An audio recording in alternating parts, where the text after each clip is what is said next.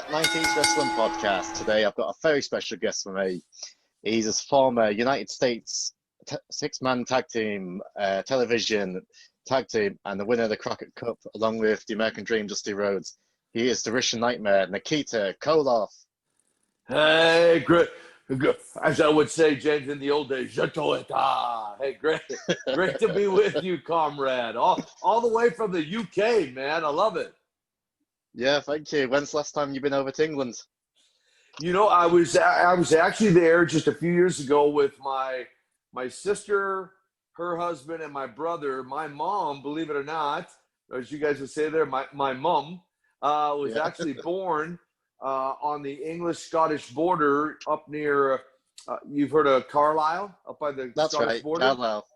So she was born in a little town called Hayden, just outside of Carlisle. So we went over to kind of see where she was born and spent the first couple of years and just to honor her. And that was about 3 or 4 years ago. We had a great time. Yeah, it's funny. Two of my good friends are from Carlisle, and it's weird. People on the English side of Carlisle says it's Scottish, but people on the Scottish side of Carlisle says it's English. So they can never agree. So shout out to Jimmy and Nathan because they'll be listening to this afterwards. Well, awesome. Well, either way. So I know my sister did one of those, DNA tests, whatever, and. So we've got some of all of it. We've got Irish, we've got Scottish, we've got English. So we've got a mixture of things. So that's great. Cool. So I guess we'll get to the beginning. Was you a fan of wrestling like as a child growing up? You know, what's interesting is, I mean, wrestling was really not on my radar as a youngster. I mean, I can remember back. I remember at the age of 12, I picked up a bodybuilding magazine, a muscle magazine called Iron Man.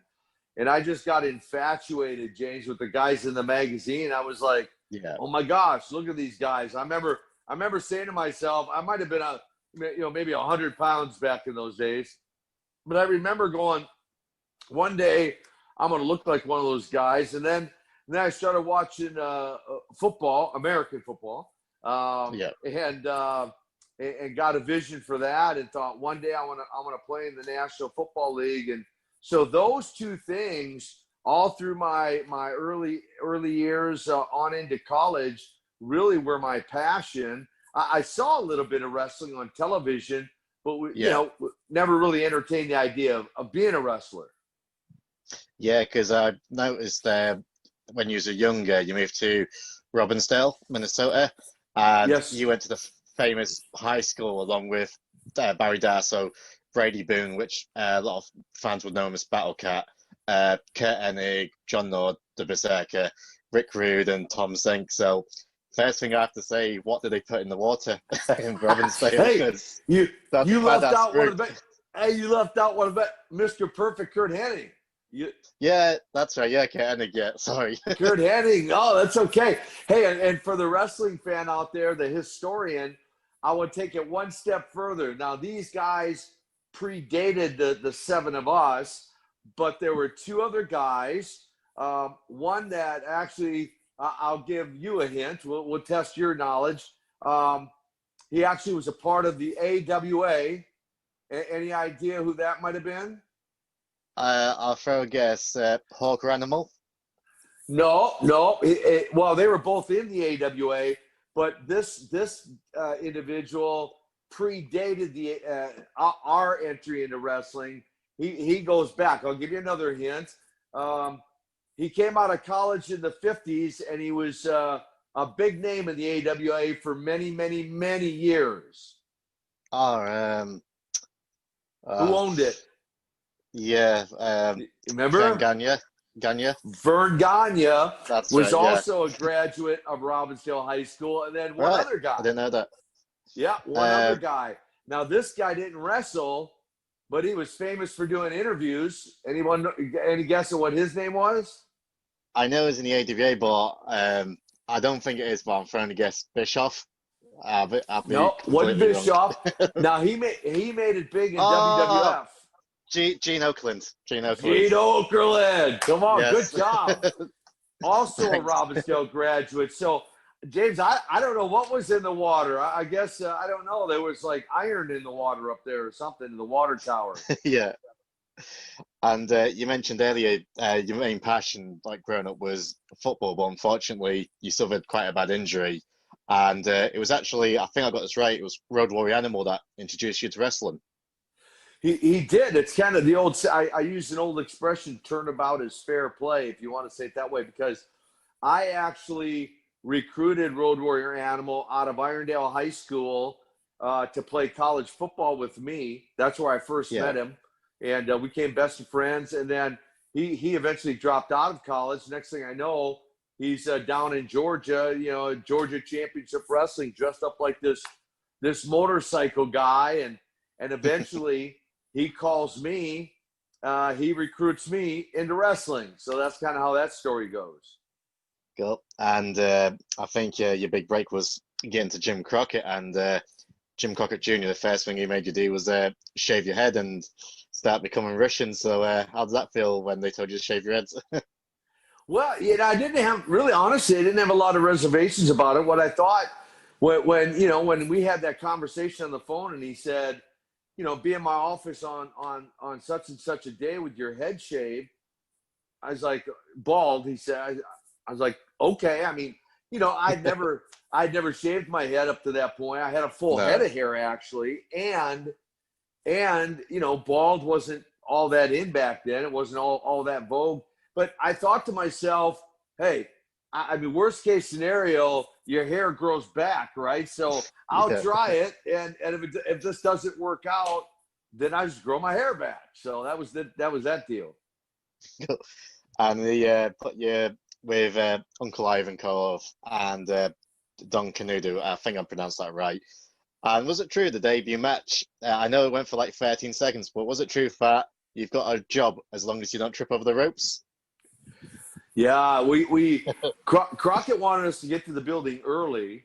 We got there late. I was just along for the ride, so it wasn't really my fault, but I got there late, and we didn't really have any time to get in the ring. In fact, I just talked to Don Cornodal just a few days ago, and every time I talk to him, he reminisces, he brings up, he'll usually bring that up. I can't believe it, man. Do you remember this quote? We're in the dressing room, you're like, hey, what exactly am I supposed to do anyway when I go to the ring, right? Yeah. And so they literally showed me in the dressing room, how to lock up, how to tie up. And I guess Crockett said to Ivan, he wasn't happy that we got there late. And so Ivan pretty much talked him into letting me still do it. And he just said, okay, Ivan, I'll let him do it. But if he trips on the ropes, get in the ring, he's out of here. He's history.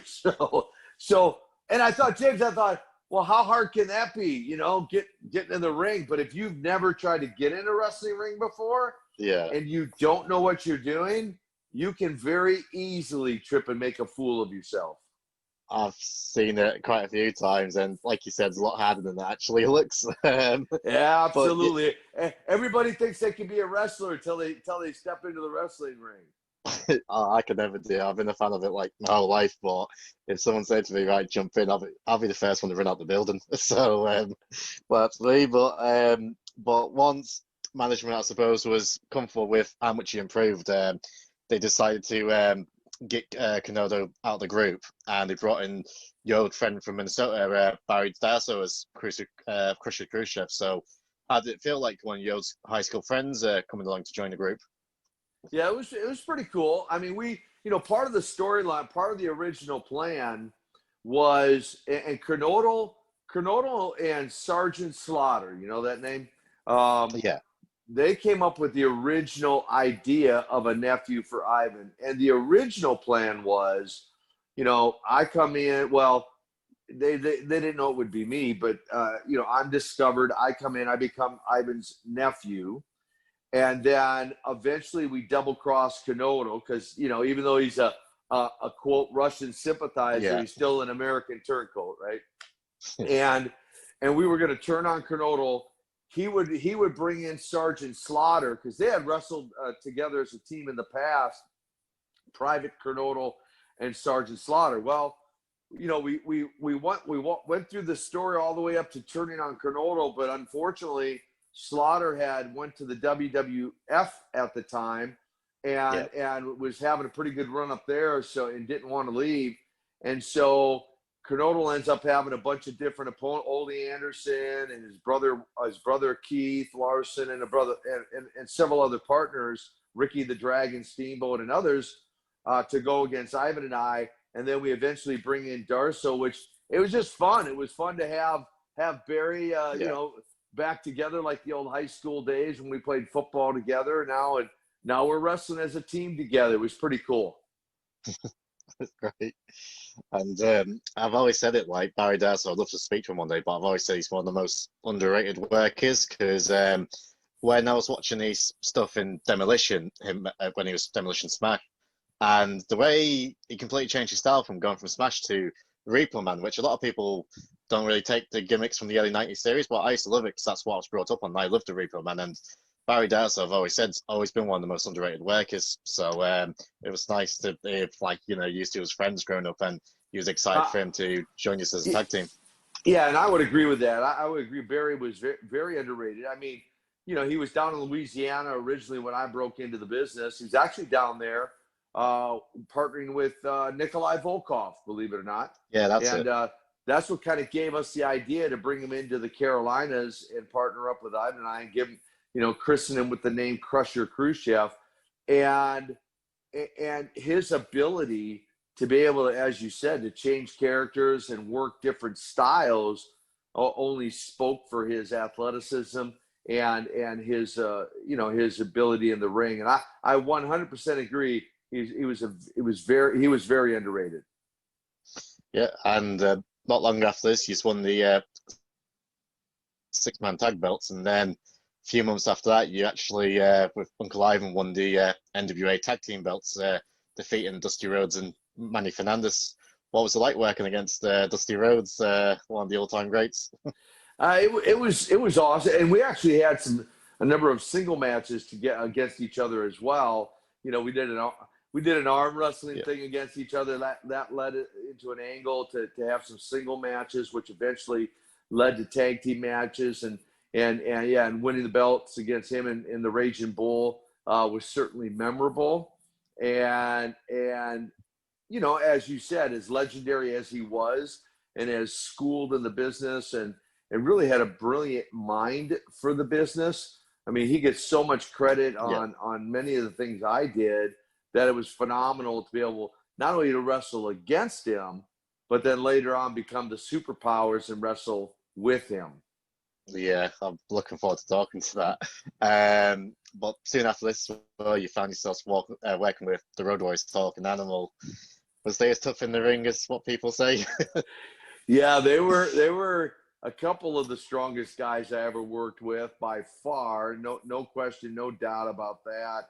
And there was good chemistry there, because obviously we had similar body styles, and so we could work the strongman gimmick fairly well against either of them. Ivan was a little bit smaller, so he was kind of looked at or considered the weaker link as far as the team, but Ivan could still hold his own. But yeah, whether it was the chain matches or cage match, whatever we did against the Road Warriors, we had a really good fan response and good chemistry working against each other.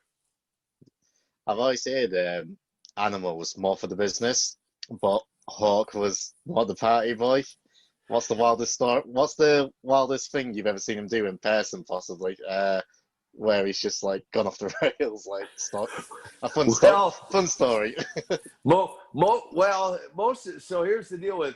I actually talk about it. I'm revising a new book right now, or I'm revising my last book right now called Nikita, A Tale of the Ring and Redemption, right? I'm adding about 7 or so new chapters to it. And I actually go into more detail in these new chapters on my relationship with Hawk and some of the story that, that people may not know. But one of the things I speak of in there is how different our lifestyles were outside of the wrestling ring. Yeah. And so I didn't really hang out with or frequent, you know, the clubs or things he did outside the ring, but I certainly heard the stories because we're in the same dressing room, right? So, Yeah. you know how he he would party all night long and challenge anyone to, you know, out party him, and you know, so quite a different lifestyle than mine. And you during this time, you worked quite a lot of Russian chain matches, and that kind of became part of your gimmick. Like you would use a heavier chain again. So, so it must have been nice just to have something that was another part of your get-up, basically, your gimmick, and it was great matches. But I found something recently. I was watching some old interviews you've done with Hannibal TV, and I think it was during about this time or roundabout, you actually auditioned for Rocky IV to play Ivan Drago. I did. It's an interesting story, really, because you know, Sylvester Stallone was friends with Terry Funk. Wrestling fans will know that name, Terry Funk, and Terry. I think I've been in a couple. I think Paradise Alley and a couple of Stallone's movies, and so they were good friends. And the way I understand it, Stallone reached out to Terry and said, "Hey, we're shooting another Rocky IV, and we're going to have a Russian character, a Russian boxer, you know, a main role in the movie. Do you got any Russian guys that are Russian or could play the Russian?" And Terry goes, "Man, let me make a phone call." So he calls Don Kernodle because they were good friends, and he had heard about me. And Don said, "Dude, he would be perfect for that, you know, kind of thing." All that to say, they sent me the script. You know, they flew me out to Hollywood, and Dolph Lundgren and one of the guys screen tested for the role, and it basically came down to Dolph and myself. But I was so big. I mean, I was remember the 100-pound kid, you know, at age 12. Well, now I'm 285 pounds, you know, 8% body fat, you know, 34-inch waist, and Stallone is at the time was, you know, he's only about 5'6", and he was about 160 pounds. So our size difference was just too much for me to land that role. But it was a great experience. I was thankful for the opportunity, felt very blessed to even had a shot at Rocky IV, and Stallone was an awesome guy. Yeah. And I think he does follow wrestling as well, because obviously Rocky III, Hulk Hogan was in it. So so there's always been that kind of connection. Obviously, Mr. T being in being in Rocky III and being in the WrestleMania main event. So there's always been some sort of connection with wrestling in the Rocky films, which I don't think many people looks at, but it's always been there. But at this point as well in your career, you was basically one of the top, if not the top heel of the company, and you got over that much that the Great American Bash, you challenged Ric Flair for the NWA World Title, and during the match, a fan attacked you. So I suppose the first question was your thoughts on the match. I've heard it's your favorite match, but also like the idiot what came in to try and attack you. Yeah, it was a surprise attack. I think the cops at the time, you know, thought it was just part of the show, and that when they finally realized it, you know, you watch the video clips, you see them roll in and snatch the guy.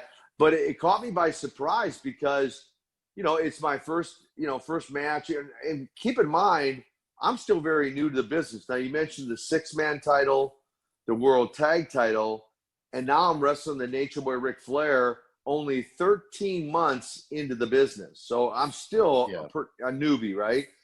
And it's the first ever Great American Bash. It's the main event. It's a big deal, right? And it happened so fast, you know, and I'm pinned up against the ropes for a few seconds there. And I remember looking at Flair lying on the canvas. I remember looking at Ivan standing outside the ring, and I could see David Crockett, the referee, and I'm like, who's this? And then it dawned on me, this has got to be a fan. And then the cop, and this is in the middle of the match, right? All right, not even the beginning. No, it's in the middle of the match. So the cops get him out, and the match continues, and it goes on. But that was one of 6 different times I had fans literally come over the barricade and come in the ring, come after me. That was the first of 6. Well, you don't get that these days. Well, no, you don't. It was a whole different business back then, and much different than today's. What fans are watching today is a much different product. Let me say that it's a much different product than what we had back then. Yeah, because I mean, obviously, I still watch wrestling. To be honest with you, I don't really watch much of WWE or even AEW. My 2 main companies I watch is NWA, which hopefully it'll be back on soon, and Impact Wrestling. And the fans, like Twitter, can be guilty of it, and I've been guilty myself. Like sometimes we're a bit too smart to the business now, and that bit of kayfabe is lost now. And when I've gone back and watched shows like from the 80s or even the early 90s, the fans was completely different, and I miss seeing them type of fans in the crowd. Or even the late 90s, the fans were still into it. So the internet hasn't been too bad for us, and at the same time, it's been guilty of spoiling a couple of things. And yourself, you're the guy, you and Undertaker, I would say, 2 of the guys who kept to the gimmick, like inside and outside the ring completely. Yeah, I did, and for your listeners, and to understand, if you want to really understand the difference, I could simply say it this way. So first, I'll start with today's product, right? So no secret, they have writers that write all the matches and write all the interviews, right? Yep. So every match, every interview is scripted out, and then the athlete just has to go in and then perform that, right? Yep. So in the era that you're talking about, the fans have told me the golden era of the 80s, and especially the 80s and early 90s. Yep. People have to understand there were no writers. I mean, there was a booker, but there were no writers. In other words, all of us had to develop what was called the psychology of wrestling, and it was on us to go in the ring and spontaneously, for the most part, be a storyteller. So we actually told the story every night in every town, spontaneously, with no script handed to us. And the same with interviews, which is why I think if you watch like you're alluding to, you watch the old matches and you see even fan reaction, it's more realistic. It is more real because the matches were more realistic, because we were doing it. The wrestlers were doing it in the ring, on the go, and that's the difference. That's what separates the product then and the product people see now. It is, and I would love for it to get back to them days, but unfortunately, I don't think it ever will. But yeah, after this match, you won the tag belts again from the Rock and Roll Express before facing them again at Starrcade in the cage match and losing titles back to them. But Ricky and Robert, great guys in the ring, and 2 heartthrobs outside the ring for the girls. Well, yeah, they were heartthrobs inside and outside the ring, but 2 great guys to work with, which I, hats off to them. You mentioned the NWA Power. Last year they won the World Tag Belts again, right? When the first time they won them were against the Koloffs, right back in 1985, and lo and behold, last year they were crowned with the tag belts again. Let me just mention, your listeners will want to Google this, but the NWA in September, they just announced that either yesterday or last night or sometime yesterday, last night, right about joining forces with a couple, and I don't know I apologize, don't know the names of, but there's an organization and a crew out in California. So it looks like in September they're going to be relaunching NWA Power in conjunction with this other organization, which should be exciting for the fans. Yeah, I mean, we'll be getting to current NWA stuff later on, but I was so happy to see that news, because I was hearing rumors they might be folding, and I know a couple of the wrestlers this left since. I've actually just released an interview with the women's champion, Thunder Rosa. Just interviewed her last week. She was lovely to speak to, and we had a great talk. And we was on and we spoke about can't wait for it to come back on. So them getting another deal, it's good news for wrestling fans, especially old school fans.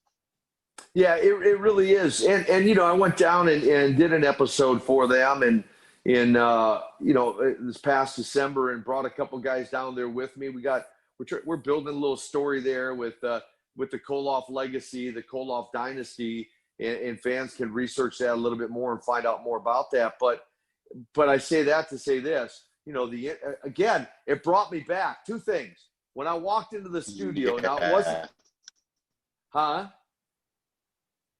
we good? Yeah, the old school feel with the studio. Yeah. Yeah, when I walked into the studio, now it wasn't the same studio, but man, when I walked in, it just brought me back to those days at 10th and Techwood. And then when I went out to cut the promos, the interviews, and with the guys, there was no script handed to me. So I just went out and just, you know, said what I wanted to say. And so that brought me back to the old days as well. It's a great show. And like I said, can't wait for it to get back. But your next big feud, and one of the biggest feuds of your career, in the spring of '86, started feuding with Magnum TA for the US title. And you were having matches everywhere, like best of 7 matches. And at the end, you won the US title. What was it like working with Magnum? Man, great chemistry with Magnum. He was a gifted athlete, and he had the whole package. I mean, he had the look and was developing the mic skills, and they were developing him to be the next Ric Flair, really to reign as world heavyweight champion for years to come. And the interesting thing is I've been asked a number of times, if he hadn't had the car accident, would I have ever become a babyface, right? Would I have ever been a good guy? And I honestly, I don't know that I would have, simply because of the chemistry him and I had. I mean, there was longevity to our matches, starting with the best of 7, and then who knows how further, you know, that could have went, or how many more years that could have continued on, you know, had he not had the accident.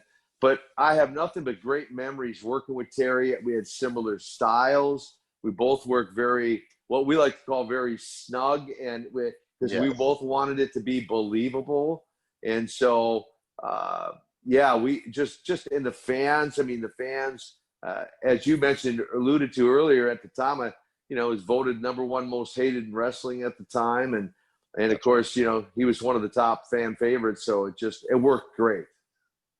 Yeah, I looked into it, and I think I read somewhere the plan was for him to defeat Flair at Starrcade, and I think the plan after Starrcade was for the two of you to carry on your feud, but this time for the world title, and possibly there would have been plans for you to actually capture the world title as well. But unfortunately, he did have that unfortunate accident, and it ended his career. And during his time, I think Russian politics at the time, there was a prime minister, or the premier, I think he was called at the time.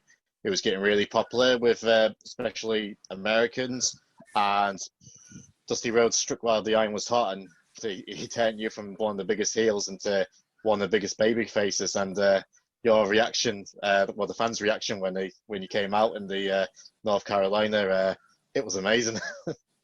Yeah, it really was. In fact, Tony Schiavone, one of the top announcers in the business, my understanding is when he's been asked in the past on interviews, hey, what was what would you say is the biggest pop in wrestling that you'd ever heard?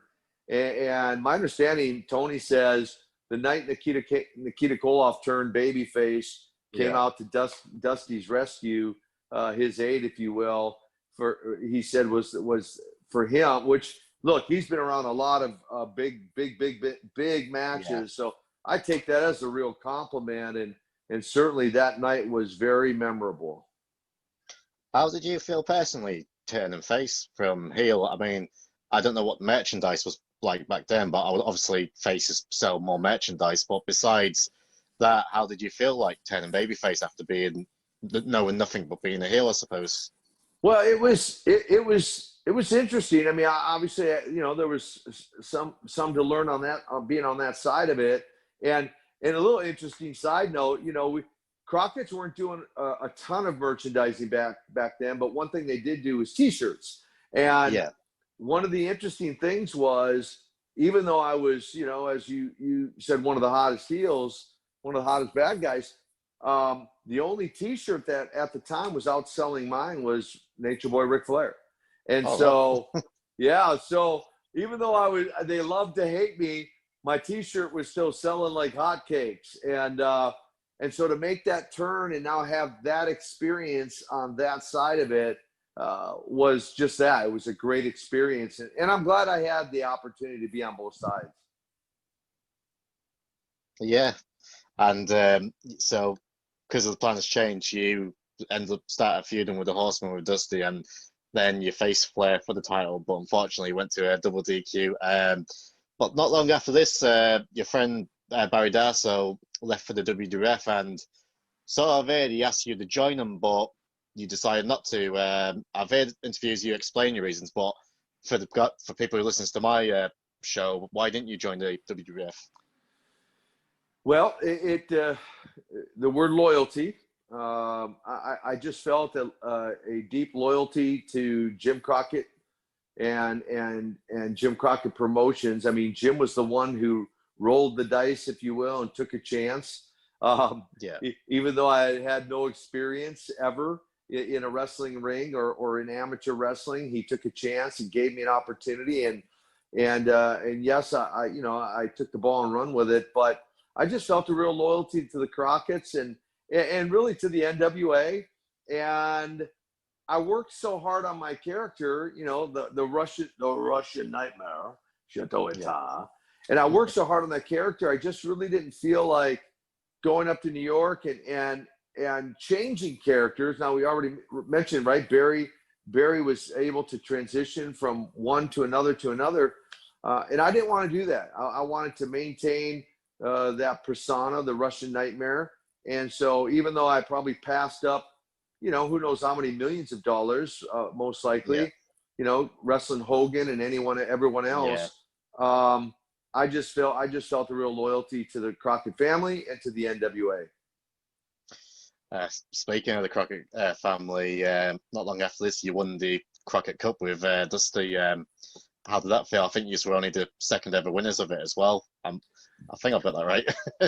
Yeah, 1987. And it was actually pretty emotional because that was the first night Magnum TA made his appearance back in an arena, and after his accident, having originally been diagnosed to be a quadriplegic, he was able to recover, not fully recover, but recover enough to be able to travel and come out to the ring that night after and so it was a reunion of sorts. The fans loved it.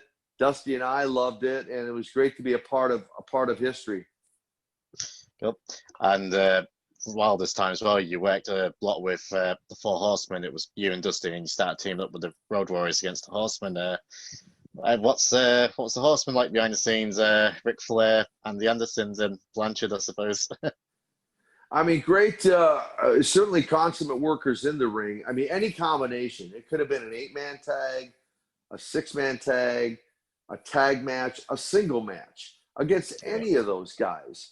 And again, the chemistry and between the four of them, between the four of us, or any combination of us, was tremendous. And you know, their lifestyle outside of the ring was not far from what they personified on television, right? They, you know, as Flair would say, the jet flying, limousine riding, you know, party life. They lived up to that reputation outside the ring. And that's, I guess, part of what made them the infamous Four Horsemen.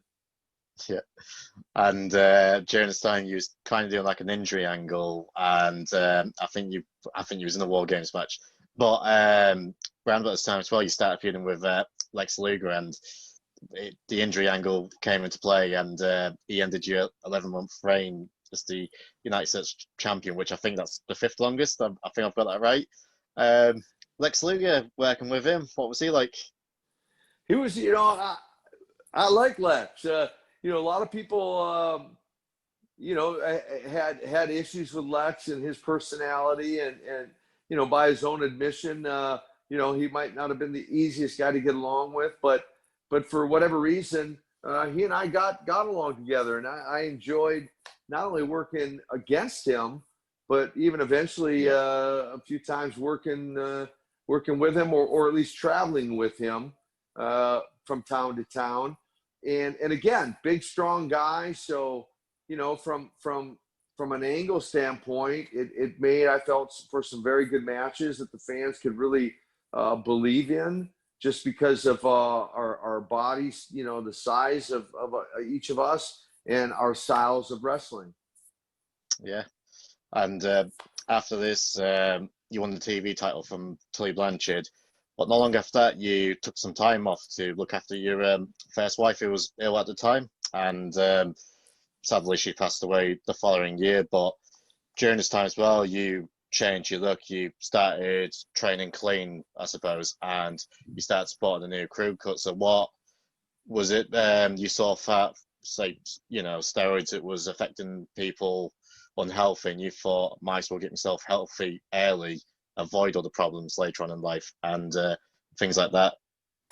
Well, I feel fortunate that I wasn't, sucked into that whole, because it will play, psychologically, it will play with your mind, and I'd established myself and my career, and yes, I wanted to be, healthy later on in life, as we fast forward to today, to this conversation right now. Yeah. And part of what inspired the hair, was again the Rocky IV movie. If you go back and you look at Ivan Drago's character, kind of with the flat top, that honestly is what inspired the idea of having that look, at least for a little while. But it didn't feel like didn't feel natural. What felt better for the Russian Nightmare was the shave. So I eventually shaved it back off and finished my career with the bald look. Cool. And you came back and you faced Flair again. I didn't realize how many times you actually faced Flair, especially for the world title. And you faced him at the final Crockett Cup in the main event, and it was a DQ win, but didn't win the title. Was you ever given a reason why they wouldn't put the belt on you? Well, it was offered to me, and really, I guess technically 2 different times. And when at the time, Rick was actually the booker and had the belt, and offered it to me 2 different times. It was right around that same time when my wife fell ill. And she had passed, and I just wasn't mentally ready to go back. No. And so just respectfully declined the offer. Probably one of the few, if not the only one, that ever turned down a world heavyweight title belt. Yeah. But nevertheless, it was okay. I mean, no regrets for never having it. I mean, and the truth is, back in those days, especially, James, there was a lot of responsibility in carrying that belt, because you were responsible for traveling all over the world. I mean, all over Japan and everywhere and anywhere, Puerto Rico and other places, to defend that title. And it was a lot of work if you were going to carry that belt. And I'm sure, did you have to leave to carry the belt? You had to leave was it like a $5,000 or $10,000 deposit? 25. 25. Wow. 25,000. Yeah, because when Flair left for the WWF, he took the belt with him, and I don't know if he ever got his money back. But I heard that you have to leave a deposit. So I was like, well, but that's how serious it actually meant back in the day, I suppose, compared to these days where they just give it to anyone. It did. In fact, there's a whole discussion on that. I think I heard Rick talk about that, but he kind of held the belt hostage, waiting for him to give the 25 grand back, which is I think why he took it. I do think he eventually got the 25 grand back. Don't quote me on that, but that's why he originally took it hostage. I think he felt like, or if I understand it right, that if he just handed it over, he would never see the 25 grand. No, I suppose. Cool. And in late '89, Uncle Ivan turned babyface, and the two of you started tagging. What was it like tagging with Uncle Ivan again? We had a good time. I mean, Ivan was the greatest, man. And, people have said, people still ask me even to this day, was he really your uncle? And I'm like, well, he was in TV land. But even outside of the ring, I mean, he was as much an uncle to me as one that I'd ever had. And we had we had a great relationship and a great friendship all the way up to his passing, where I was fortunate. His wife, Renee, had asked me to, he was doing she had a very private graveside service for him, and asked me if I would do that for him. And of course I was honored to speak at his graveside service. But yeah, Ivan was amazing. And you done a bit of a talent exchange. You started working in AWA for a while in 1990, and then you returned. And I'll be honest, Nikita, so growing up as a kid, like my father used to have the wrestling tapes. I was born in '89, so he used to have all the old videotapes like about, and he used to just normally have like WWF. And I remember we went to a market, and he brought this tape back, and it was Wrestle War '91. And I was like, oh, who's on this? And I kind of recognized Sting. So as I'm watching it, Lex Luger defeated Barry Windham for the US title. So he's speaking, and he's speaking to you, and I forgot who was the host. Might have been Tony Schiavone. And all of a sudden, you just turned heel and you attacked him. I was like, whoa, who's this guy? And I was like 6-year-old at the time, and I was like, this man's like a monster. He's scary. So Wrestle War '91, you attacking Lex Luger. That's my very first memory of you as a child. Okay, well, I'm glad you have that memory. No. It's funny because you don't know how many people I said, man, well, you scared the heck out of me when I was a kid, whatever. And I'm like, oh, well, thank you. I take that as a compliment, But yeah, I did. And the thing with the AWA, actually, the NWA and the AWA were working collectively together on some shows. Up in the Northeast, competing against Vince McMahon at the time. And so I wasn't technically working for the AWA as much as I was going in to try, they were kind of, they were on the tail end of they were on their lifeline, right? Trying to keep it alive. So I went in to try to help them, wrestle some world title matches against Larry Zbyszko, and who was their champion at the time, and mainly just doing TV for them, although I did a couple house shows as well. But and then fast forward to to the attack on Luger and eventually Sting. They were convinced I could be that that Russian nightmare again. But I tried to convince them. I go, look, the thing with Magnum TA got over so strong. I don't think it's going to work. They were convinced it was, but and it did. It did some, but not like they thought it would. No, because like I said, you feuded with Sting and you defeated him. But then you left to run the gym. But then you came back and you saved Sting from an attack from Dangerous Alliance, and Wrestle War '92 came about. And this is for everyone listening. This is how this interview came about, because what it was, I watched Wrestle War '92 War Games. Yourself, Sting, Windman, Dusty Rhodes, and Steamboat was against Dangerous Alliance. And I watched it, and I've always heard it was a great match. And I watched it, I'm like, okay, this is a pretty awesome match. And I just wanted to share it on Twitter, and I thought I'll just tag the people that was in the ring. I had no idea he was on social media. I just put your name in, and I'm like, oh, Nikita Koloff's on social media. So I tagged you in it. You liked it. Started following you. You followed me, back and forth. And this is how this interview's come about, so we can thank this great match. But yeah, people's always asked me, and since watching this match, it's my first answer. What's the best match featuring more than 6 people in the ring, and not including the Royal Rumble? I'm thinking this War Games match. Like I said, it was your team, and you was against Rick Rude, Larry Zbyszko, Steve Austin, and Bobby Eaton, and Anderson. How did it feel wrestling that match? And I suppose the big name, what jumps out is Steve Austin. This was during his early days. Did you ever think he would become the mega star what you eventually become? No, I mean, well, first thought on the War Games. You know, again, let's credit Dusty Rhodes with, as I mentioned, you know, the genius that he was and creative ideas and the War Games. You know, I think back to the very first one we did when it was the Superpowers and the Road Warriors with Paul Ellering against the Four Horsemen with J.J. Dillon, and just the electricity in the audience. I mean, in the building that night. For those who've never gone back to watch the very original one, be sure to watch that one as well. And then fast forward to the one you're referring to, again, with a pretty good loaded lineup there, right? Some pretty good, pretty big names in wrestling, right? For all those guys. And Steve, you know, I had a lot of single matches against Steve as well, back when he was stunning Steve Austin.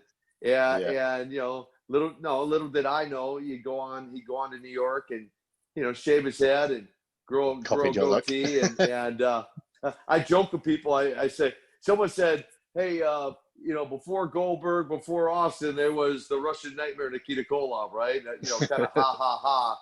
But nobody had would I don't think we had any idea that Steve would have went on from, you know, to have the kind of career he did. But, you know, kudos to him for what he was able to accomplish.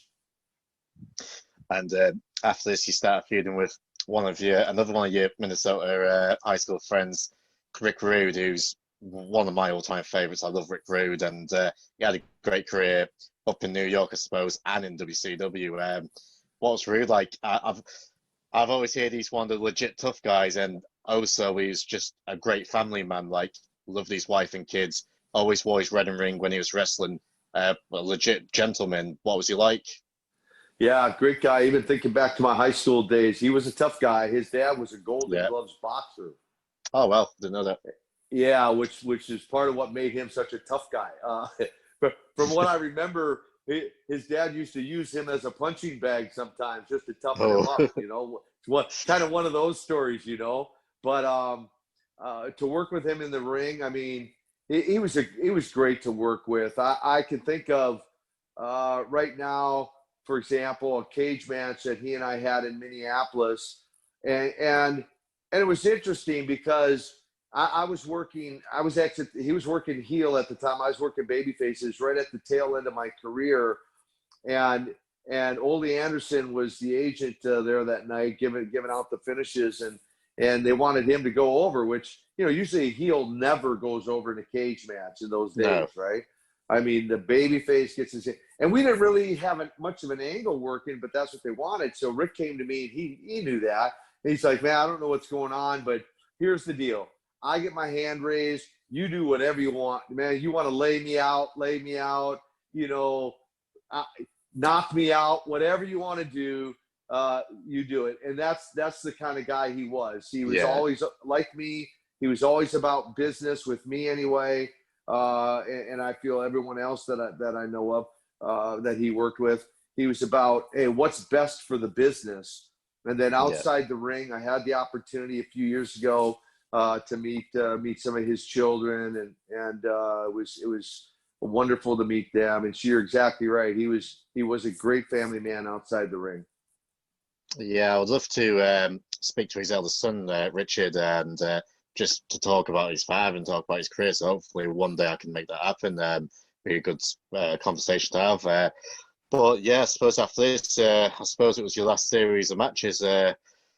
Injury, you got injured by Vader, who sadly has been took away from us as well. What was it like working with Vader and then eventually retiring?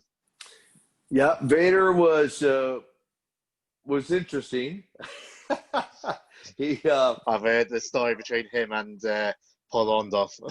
Well, there could probably be a list of guys that could be recorded, but you know, Vader, Vader had a reputation of I guess the way I would phrase it, of being, you know, sometimes reckless in the ring. And in my case, outside the ring, we were wrestling. My very last match was against him in November of '92, and we were out fighting on the floor, and, you know, he hit me in the back of the head. I didn't know he was coming, it pinched a nerve and numbed my arm for several minutes. And I end up not knowing, but the next day, realized that I had a hernia for picking him, because, he was a legit 450, 500 pounds. He was a big guy. Yeah.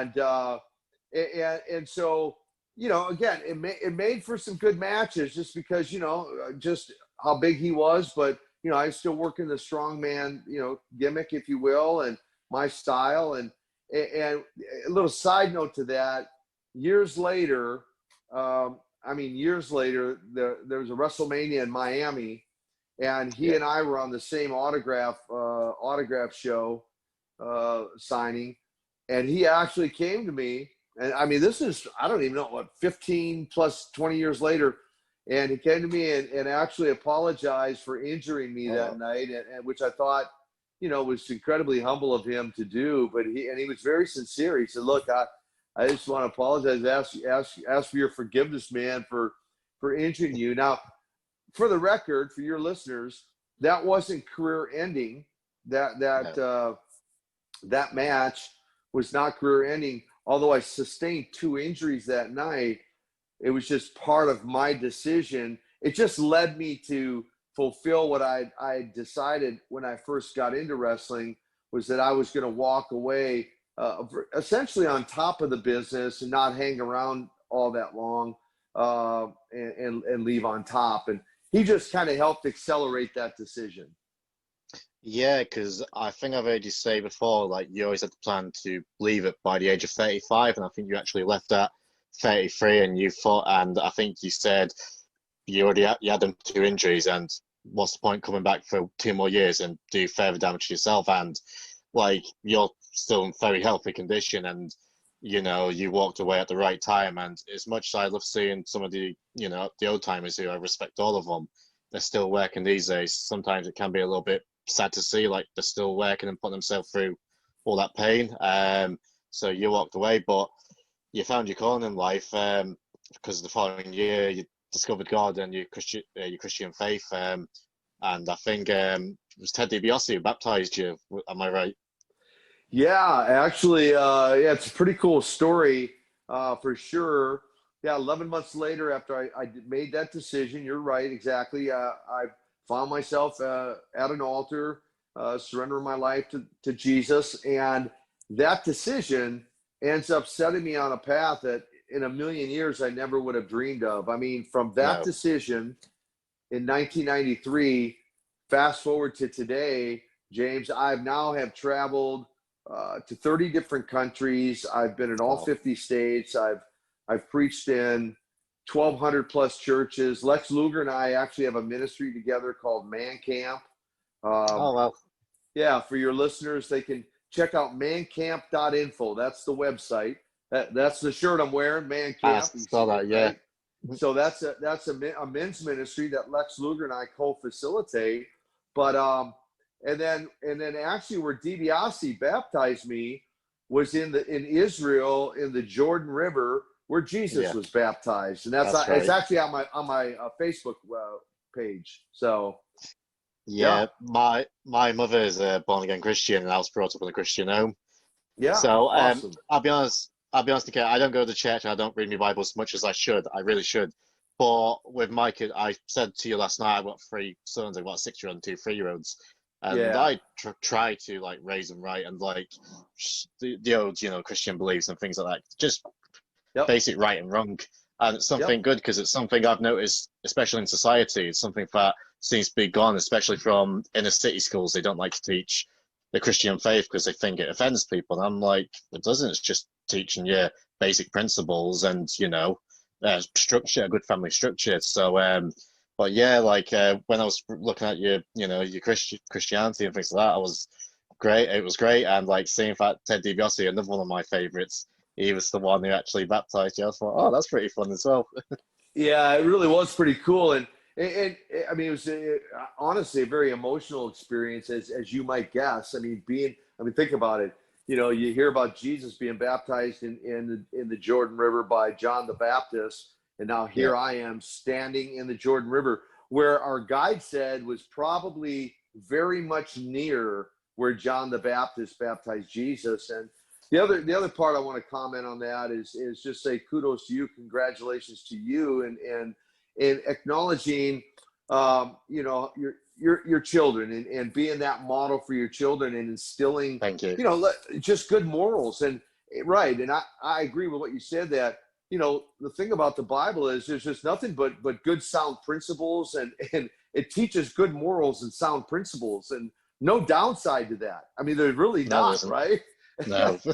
There's not a downside to that. I mean, over the course of history, you know, history has proven that those principles that are contained both in the Old Testament and the New Testament, and the morals that were taught, and the you know, the things that were taught by Jesus himself are only good things. I mean, think about it. All he did was go around, you know, healing people and speaking encouragement into people's lives and doing good things, and yet ironically he's the most mocked or the most criticized man on the planet ever, right? It's pretty interesting. The Christian people are the most mocked people I've ever. It's weird. Like, I respect all faiths anyway. It's just basic respect. So if it's a Muslim person, I respect their beliefs. If it's a Hindu, Jewish, whatever, I respect them. But for some reason, the Christian community, they seem to be easy targets for people, and it's like they can mock them and get away with it because they know we won't kick up a fuss about it, sort of thing. I'm not speaking for, I am a Christian, I was brought up a Christian, but I've seen it, and it's like they take little pot shots, and I'm like, why are you doing it? Why are you mocking one faith over the others? Why can't you just like respect all faiths? Just because Christianity, like, they don't respond with violence or anything like that, or, you know, terrorist threats or anything like that. But unfortunately, it's society these days. It's a thing they don't have us respect that much these days. And James, here's the interesting thing, which your name, by the way, I'm reminded of the book of James in the New Testament, 5 very powerful chapters. But you just reminded me of that. But yeah, what's interesting about that is exactly to your point. And for those listening, and you know what, I'm with you. I mean, I'll respect everybody and anybody. You know, you don't have to agree with me, and if you don't, I'm not going to hate you because you don't. Let me just say that for the record, right? I'll still love you. We can still be friends, even if we don't believe the same things. It's okay in my world. So what's interesting, James, is for a lot of people, I'm thinking about what you just said. And really, it should be an aha moment for some people. And by that, I mean, okay, why is it okay to mock Christianity or get, I mean, furious about the name of Jesus, but you can say Muhammad and Buddha and everything else, and nobody blinks an eye, right? Yeah. Nobody. That's almost like, maybe there's something to this Christianity that I don't know. Maybe I should do a little homework and a little research and check into this and figure out, why do people get so angry and upset about that, but not about any of the rest of it? So very valid point on your part. But man, it's at the foundation, at the core, James, it's just about loving people, man. That's what it's about. Yeah. And we spoke about the NWA earlier, and you got inducted into the Hall of Fame in 2008. So I would imagine that was a very special moment for you. It was a great honor, and again, because I tell you, NWA for life, man. I'm, you know, you know, all the way. So, you know, loyal to the NWA, and you know, hopefully one day I'd love, you know, potentially to do some more with the NWA. I mentioned I would just encourage. I'll intrigue your listeners by saying this: go research Koloff Dynasty, Koloff Legacy, Koloff Nephews, and see what's in the works currently. And if not the NWA, then perhaps something else, you know, someone else down the road. But, you know, I have a heart and a desire to see the NWA do well, Billy Corgan and the likes. And so, you know, we'll see what pans out with that. But, you know, I encourage people to, you know, to follow the NWA power and see what happens there. In all the organizations. I mean, if you love wrestling, you know, just support it all. Yeah. And last thing I was going to mention, So yeah, coming out soon is a new Retromania wrestling video game, and it's the official sequel to WrestleFest, and it must be great knowing like you're going to be in it, and it's going to open some new some new fans' eyes to you, and they can go back after, like, say, playing as you in this future game. They'll be able to be like, oh, Nikita Koloff, he's pretty cool, and then they can go back to WWE Network, watch your matches and that. So it must be a great opportunity to have new fans potentially. Yeah, absolutely. A great honor to be a part of the game. And you mentioned the NWA Hall of Fame. I'll mention one other, the Luthez Tragos Hall of Fame up in Waterloo, Iowa. Dan Gable Museum Institute up there in Waterloo, Iowa, which inducted into that Hall of Fame as well a number of years ago. Both of those are a great honor, and then to be a part of the video game, is a great honor as well. And I hope all the fans, will have fun playing the game. And I just appreciate you giving me the opportunity to share a little bit of my story today, man. Yeah, it's been a pleasure, Nikita. And for everyone who doesn't know, we was meant to record this last night, and I couldn't seem to record it right. So you're actually recording this for me. So that's how great of a guy you've been to me tonight. Well, I just appreciate it. I'm serious. I just appreciate the opportunity to share a little bit of my story, and you tell your mom, tell her Nikita Koloff is proud of her for raising you the way she did, and now in turn you're impacting a generation with those 3 children of your own. That's awesome. I'll make sure I will. And if by chance you can speak to Lex, I would love to have him on the show, talk about his career and his Christian faith, because I know that's turned his life around as well, because he's had some unfortunate lifestyle things with like Miss Elizabeth, and he's him being in the wheelchair, and the Christian faith has completely turned his life around as well. So if ever he wants to come on speak one day, I would love to speak to him as well, because I'm a fan of him as well. Like, as a child, Lex Luger, the total package. He's one of the guys growing up. So but do you want to tell everyone? Absolutely. Well, yeah, we'll I'll certainly pass it on, and I know, as you might guess, he does get a ton of requests, but if I can get that worked out for you, I'll try to do that. And he and I, back in 2006, if people aren't aware, go grab a copy of his book, Wrestling with the Devil. And again, my new one, or my revision that'll be coming out, is Nikita, A Tale of the Ring of Redemption, with more stories, more pictures and stuff. And check out the camp that him and I facilitate, mancamp.info, and then check me out on social media, Twitter, Instagram, Facebook, and if you're looking for me out there, for all your listeners, it's just Nikita Koloff with the number 1 behind it. That's the real me. And seeing that you're the special guest, Nikita, will you give us the pleasure of signing us off in the old school Nikita promo? Hey, the Russian Nightmare here with my man James. You better pay attention. You better listen to his show every time he has it on, or I come after you and I hit you with the Russian sickle.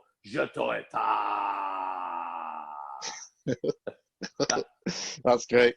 Thank you very much, Mr. Koloff. It's been an absolute pleasure. I've literally had to skim over your career. There's so much more to speak about. I've literally just scratched the surface, so hopefully we can do this again one day. Absolutely. Thanks, James. And to all the fans out there, maybe one day I make it to the UK or somewhere around the planet where you're at. Be sure to tell me you heard this podcast. God bless each and every one of you. And just have a great week. Thanks, James. Thank you. You have a good evening. Bye-bye. Bye-bye. Time goes by, get it off my mind.